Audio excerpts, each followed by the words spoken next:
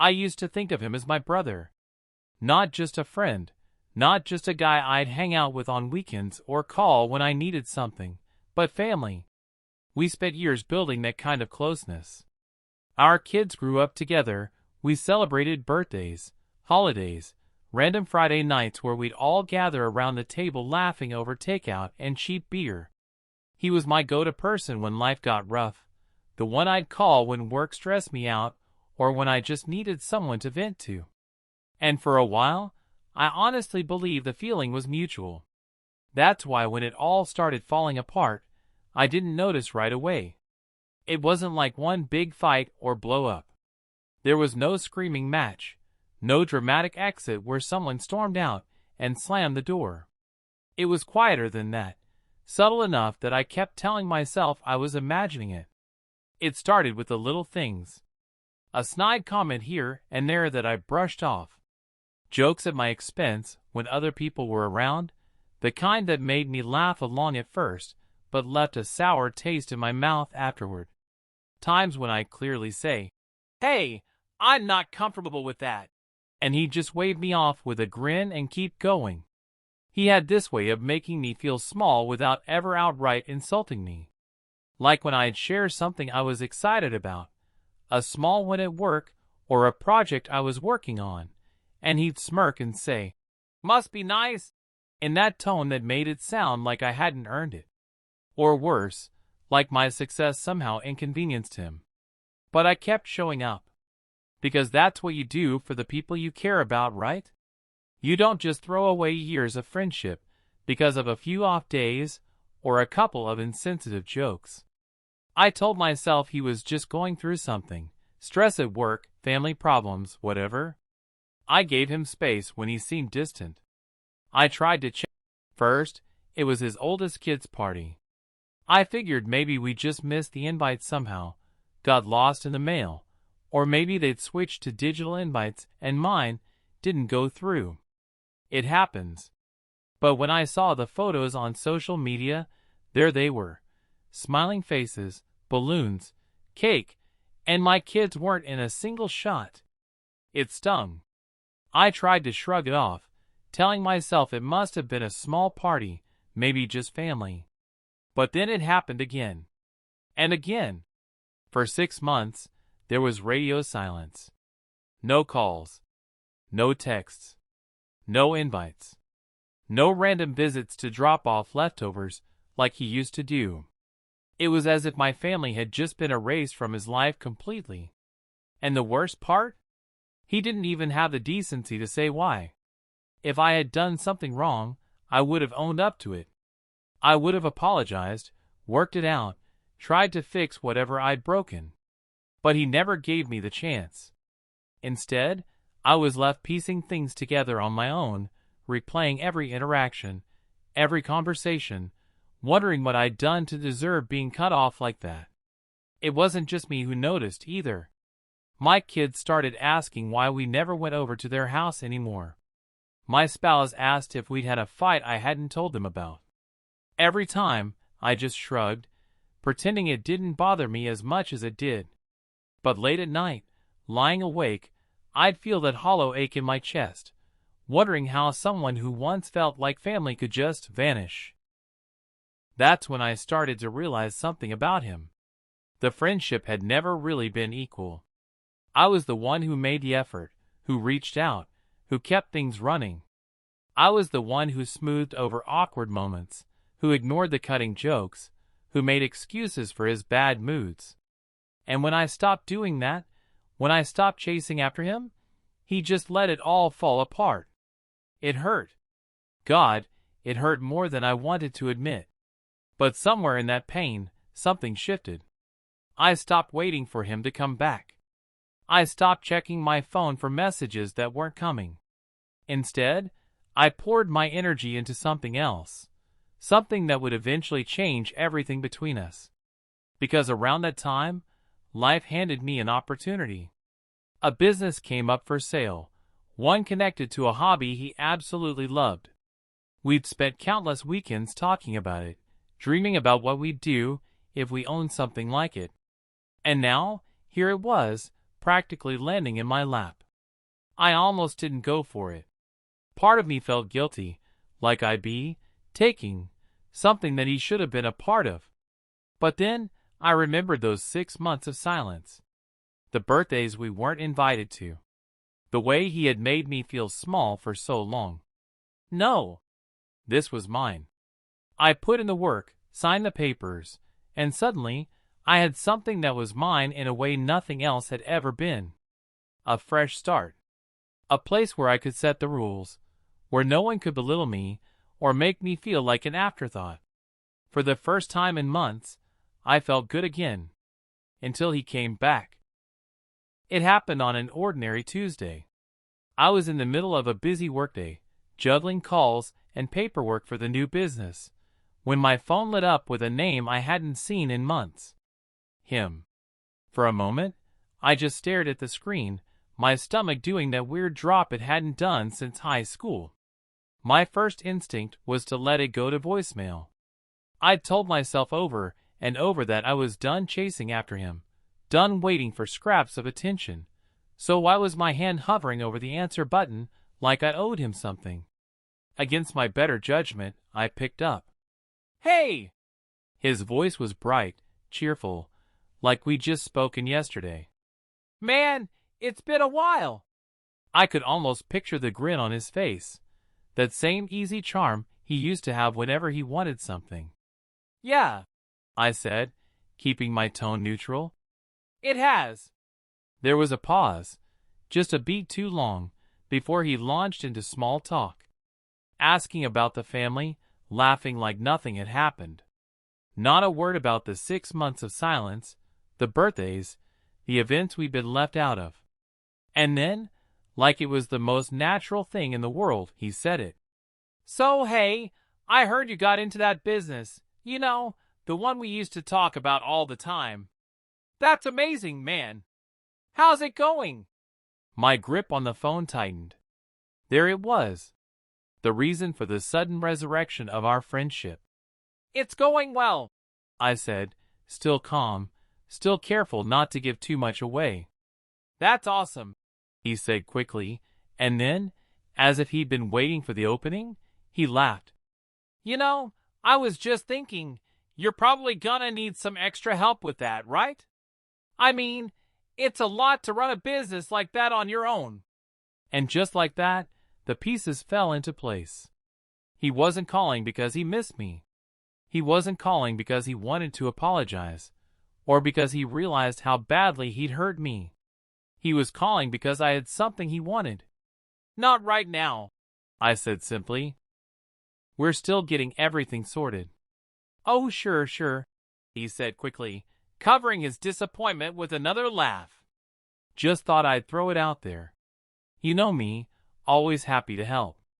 I made polite noises until the conversation wound down, but when I hung up, my hands were shaking, not with sadness this time, but with anger. I'd spent months wondering what I'd done wrong, wondering why he'd vanished without a word. And now, here he was, acting like nothing had happened, like we were still best friends, sliding back into my life as if those 6 months didn't matter. It didn't stop there.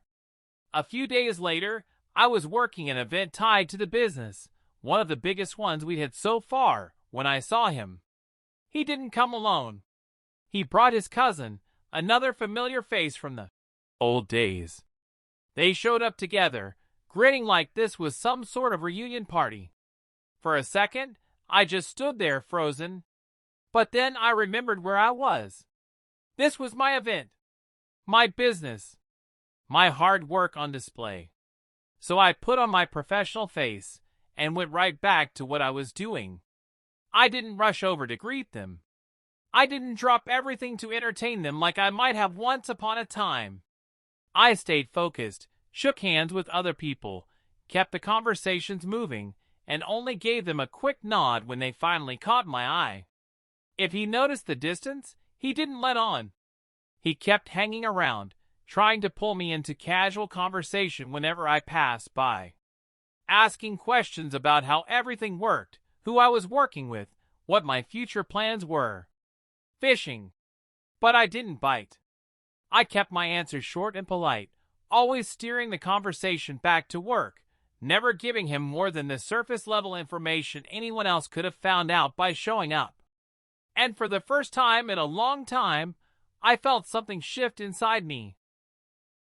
It was power, not the loud, gloating kind, but the quiet, unshakable kind that comes from knowing you don't owe anyone access to your life. By the end of the event, they were the ones who looked uncomfortable. The smiles were a little tighter, the laughter a little forced. And when they finally left, I felt like I could breathe again. That night, my phone buzzed again. Him, "Hey, great seeing you today. We should catch up sometime." I stared at the message for a long time. Then I put my phone down and didn't respond. That night, after ignoring his message, I lay in bed staring at the ceiling. Not because I was conflicted, not really, but because I was stunned at how good it felt to do nothing. For so long, I'd been the one who chased, the one who tried to fix things, the one who swallowed the hurt and kept coming back. But this time, I just let the silence sit there. And the silence felt like freedom. Weeks of quiet. Days turned into weeks, and in that time, I poured myself into my business. The work was hard, exhausting, even, but it was mine. Every event I pulled off, every client I booked, every late night spent perfecting the tiniest detail was proof that I didn't need him to succeed. He tried again a few times. Another text, casual and breezy. Him, "Yo, haven't heard from you. Everything good?" I let it sit there unread for 2 days before deleting it. Then a week later. Him, "Saw your latest post. Business looks like it's killing it. Proud of you, man." Still, I didn't answer. Each time I ignored him, I felt a little lighter. A little stronger. It wasn't revenge, not in the way most people think of it. I wasn't plotting ways to hurt him or make him jealous. I wasn't bad-mouthing him to mutual friends or posting about him online.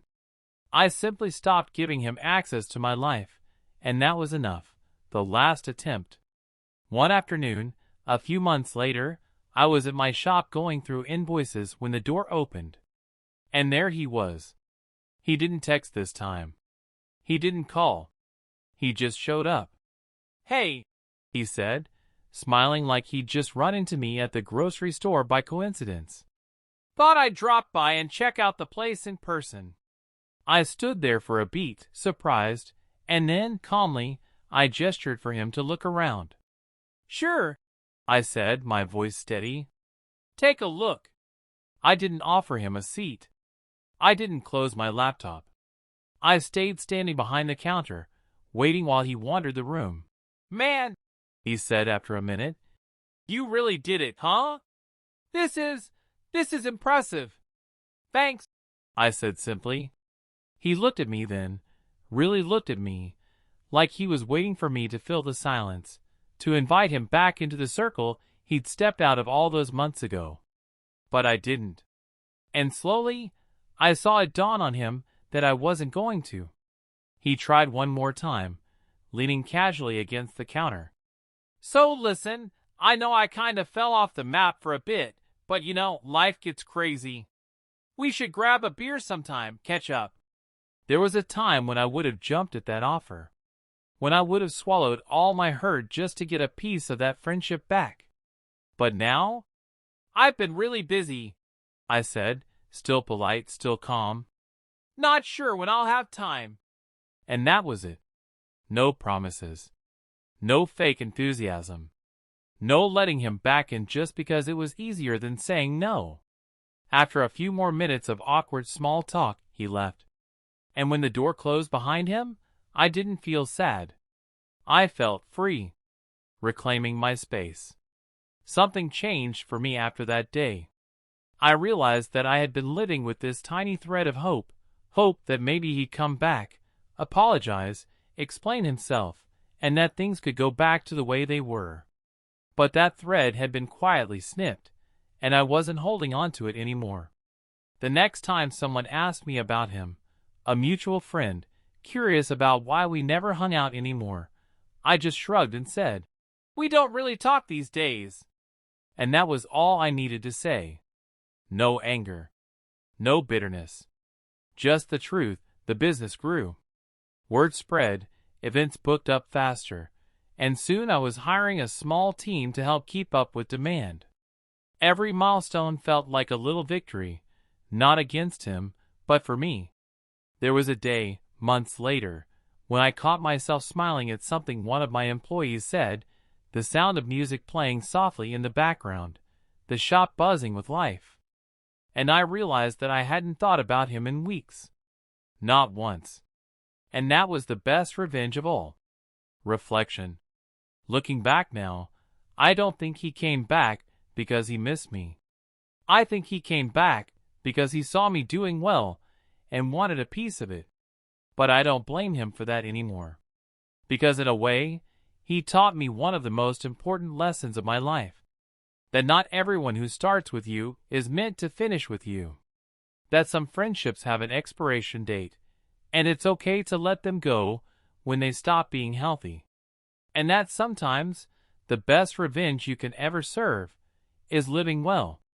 Epilogue, a quiet victory. It's been over a year since the day he came to the shop. Every now and then, I'll see his name pop up on social media, new photos, new updates about his life. And instead of feeling that familiar pang in my chest, I just scroll past. Because I've built something better. Something that's mine. And that empty space where he used to be? It's no longer empty. It's full of the people who stayed. It's full of late-night laughter with real friends, of my kids running around the shop, of a life I built on my own terms. And as far as I'm concerned, that's the kind of ending every story like this deserves.